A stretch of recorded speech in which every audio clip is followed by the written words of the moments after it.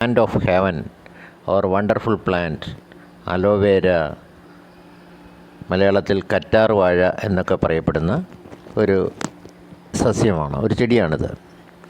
ഇതിനെ കറ്റാർ വാഴ എന്ന് പറയുന്നെങ്കിലും ഇത് വാഴയുമായി യാതൊരു സാമ്യമില്ല. 98% വാട്ടർ ഇതിനകത്തുള്ളത് കൊണ്ടാണോ എന്നറിയില്ല കറ്റാർ വാഴ എന്ന് പറയുന്നത്. ഇതിൽ vitamin A, C, E, minerals എന്നിവ അടങ്ങിയിരിക്കുന്നു. ഇത് പൊള്ളലേറ്റ ഭാഗത്ത് ജെല്ലായിട്ട് ഉപയോഗിക്കാറുണ്ട്. ഫേസ് ഡ്രൈ ആയിട്ടുള്ളവർ ആ ഡ്രൈനെസ് മാറ്റിയെടുക്കാൻ വേണ്ടി ഉപയോഗിക്കുന്നുണ്ട്. മാത്രമല്ല മുഖക്കുരു, സൂര്യാഘാതമേറ്റ പാടുകൾ മാറാൻ വേണ്ടിയിട്ടും, പിന്നെ സോറിയാസിസ് ഉള്ളവർ കറ്റാർവാഴയുടെ ജെല്ല് ഉപയോഗിക്കാറുണ്ട്. ഈ തലയിൽ കറ്റാർവാഴയുടെ ജെല്ല് തേക്കുന്നത് നല്ലതാണ്. നല്ല തണുപ്പ് കിട്ടുന്നതിനും മുടി വളരുന്നതിനും ഇത് സഹായിക്കുന്നു.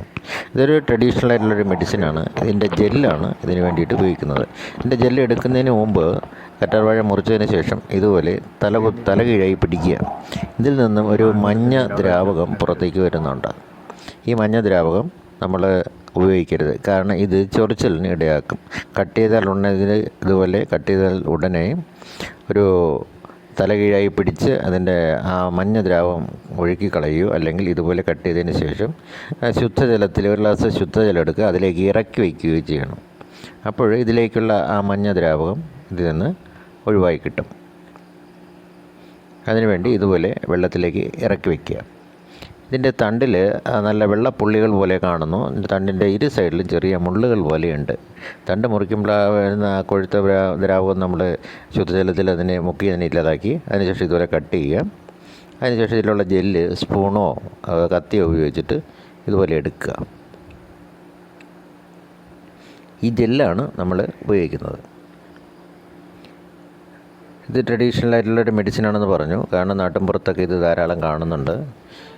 ഓവർ ഡോസ് എന്ന് പറഞ്ഞാൽ പോയിസണാണ്, അറിയാമല്ലോ. അത് കറക്റ്റ് ഡോസാണ് മെഡിസിൻ എന്ന് പറയുന്നത്. അതുകൊണ്ട് ഒരിക്കലും ഇത് കൂടുതലായിട്ട് ഉപയോഗിക്കാതിരിക്കുക. അതുപോലെ ഇത് ഉള്ളിൽ കഴിക്കുന്നത് കണ്ടുവരാറുണ്ട്. പക്ഷേ ഇത് ഒരിക്കലും ഇങ്ങനെ ഉള്ളിൽ കഴിക്കരുത്. ഒരു ഡോക്ടറുടെ പ്രിസ്ക്രിപ്ഷനോ ഒന്നുമില്ലാതെ ഒരിക്കലും ഇത് ഉള്ളിൽ കഴിക്കാതിരിക്കുന്നതാണ് നല്ലത്. ഇത് പുറമേ ഉപയോഗിക്കുന്നതിൽ നാട്ടിൻപുറങ്ങളിൽ ഇത് ചെയ്യാറുണ്ട്. അത് യാതൊരുവിധ പാർശ്വഫലങ്ങൾ ഇതിൽ നിന്ന് ഉണ്ടാകാറില്ല. അപ്പോൾ ജെല്ലെടുക്കുമ്പോൾ നമ്മൾ പ്രത്യേകം ശ്രദ്ധിക്കുക, ഇതുപോലെയുള്ള മഞ്ഞ ദ്രാവകം ഒരിക്കലും ഇതുമായിട്ട് മിക്സ് ആവരുത്. അത് ചില ബുദ്ധിമുട്ടുകൾ ഉണ്ടാക്കുന്നുണ്ട് എന്നാണ് അറിവ്. കാരണം നമ്മളിത് കട്ട് ചെയ്ത ഉടനെ ഉപയോഗിക്കുമ്പോൾ ഒരു ചൊറിച്ചിൽ പോലെയൊക്കെ ഉണ്ടാകാറുണ്ട്. ഇതുപോലെ ചെറിയ പ്ലാന്റുകളാണ് നമുക്ക് ഇത് നമ്മൾ നടാൻ വേണ്ടി ഉപയോഗിക്കുക.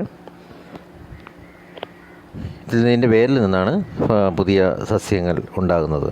അതിനുശേഷം ആ സസ്യത്തെ നമ്മൾ മാറ്റി നടുകയാണ് ചെയ്യുന്നത്.